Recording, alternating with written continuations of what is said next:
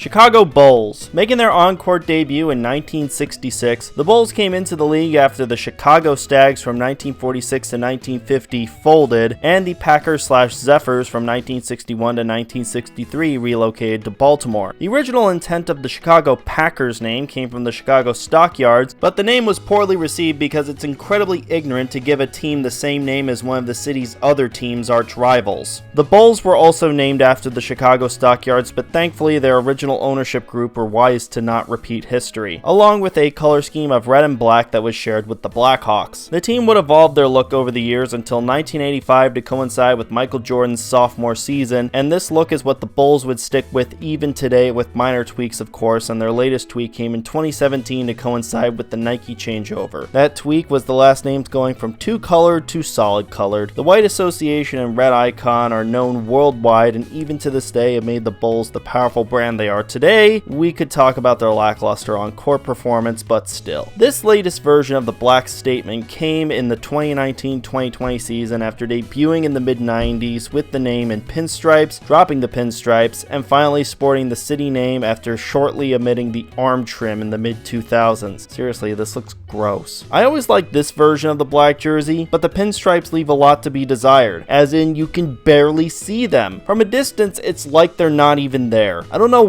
why they couldn't be more prominent, as this has always bugged me, though if I could add one more alternate, I want to see the return of the St. Patrick's Day alternates. Yeah, they were just green versions of their jerseys and don't match the Bulls' regular color scheme, but I miss that from the late 2000s and early 2010s. They have yet to do a classic edition, but if they were to, I'd love to see their original 1966 jerseys come back. We've only had throwbacks that reference what MJ wore, with the exception of that Stags throwback from the mid-2000s, or hey, if you want to do another MJ reference, get in contact with Warner Brothers and do the original Toon Squad jerseys. If the Pacers can work with MGM to get Hoosiers jerseys, then I don't see why not. Their city jersey for this year is meant to reference the United Center as the arena turns 30 years old. For the 2020-2021 season, the team came out with a similar looking jersey that also paid respect to the United Center, so it's as if this new one is meant to be the home equivalent to that. And while I do plan to get one because I'm that much of a Bulls fan, sad I know, this is right there with some of their weaker looks. Last year's city jersey was a swing and a miss, and with how often people say the only way is up, they still have yet to do so. Predominantly white with some gold isn't doing it for me, and almost looks like a half-assed reference to the Chicago Zephyrs home jersey, which was also white and gold. Starting in the 22-23 season, the Bulls sponsor patch has been Chicago-based Motorola after eyewear company Zenni graced the front of their jerseys from 2018 to 2022. The Bulls are far from the only team to ever have Motorola as their jersey ad, including outside of basketball. I've made amends with it, though Zenni's patch was more subtle and not so in-your-face like the Motorola logo is. Even with a lackluster city jersey and an in-your-face ad, the Bulls lineup is classic and truly cemented itself in pop culture. Tomorrow we look at the Bulls' bitter rival, the Detroit Pistons.